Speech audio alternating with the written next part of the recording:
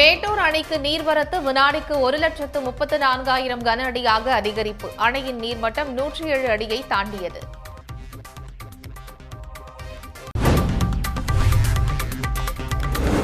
காவிரி நீரை டெல்டா மாவட்டங்களில் உள்ள ஏரி குளங்களில் நிரப்ப விவசாயிகள் கோரிக்கை. கடலில் தண்ணீர் வீணாக கலப்பதை தடுக்க வேண்டும் என யோசனை.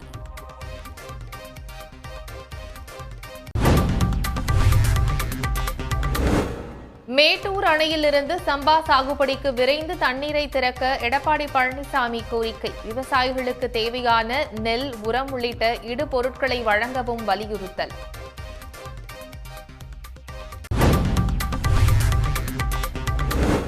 ஒகேனக்கலில் நீர்வரத்து 1,55,000 கன அடியாக உயர்வு. அனைத்து நீர்வீழ்ச்சிகளையும் மூழ்கடித்தபடி பாய்கிறது வெள்ளம்.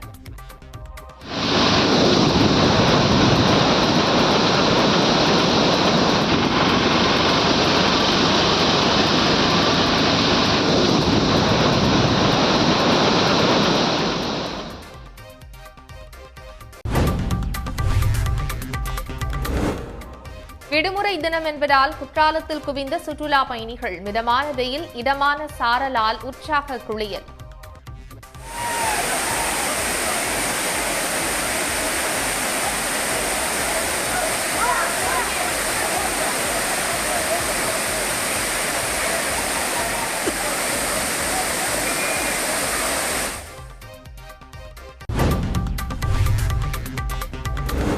பொள்ளாச்சி ஆழியாறு அணையின் நீர்மட்டம் 119 அடியாக உயர்வு. முழு கொள்ளளவை எட்டுவதால் 11 மதகுகள் வழியாக தண்ணீர் திறப்பு.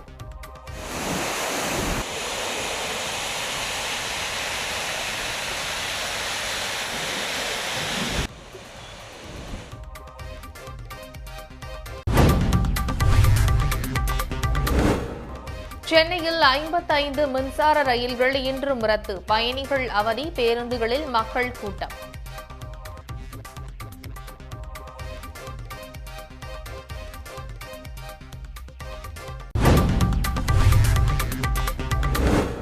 திருத்தணி முருகன் கோவிலில் ஆடி கிருத்திகை திருவிழா கோலாகல தொடக்கம். பக்தர்கள் ஏராளமானோர் தரிசனம்.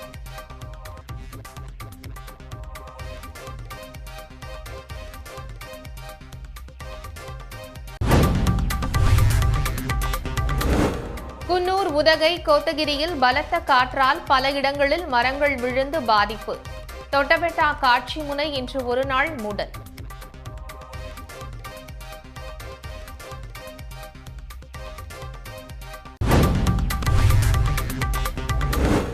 ஆடி மாத 2வது வாரத்தில் காசிமேட்டில் அலைமோதியது மக்கள் கூட்டம். மீன்கள் விலை குறைந்ததால் மகிழ்ச்சி.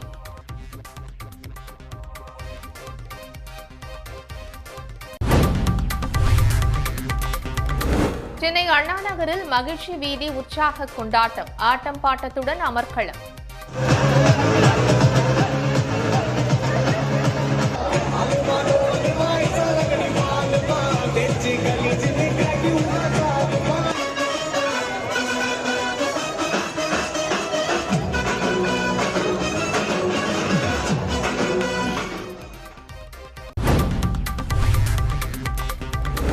ஒன்றிய அரசு வேலை வாங்கி தருவதாக கூறி 2 கோடி ரூபாய் மோசடி புகார். 2 பெண்களை கைது செய்து கோவை போலீஸ் வழக்கு. உடனுக்குடன் செய்திகளை தெரிந்து கொள்ள சன் நியூஸ் பெல் ஐகானை கிளிக் பண்ணுங்க.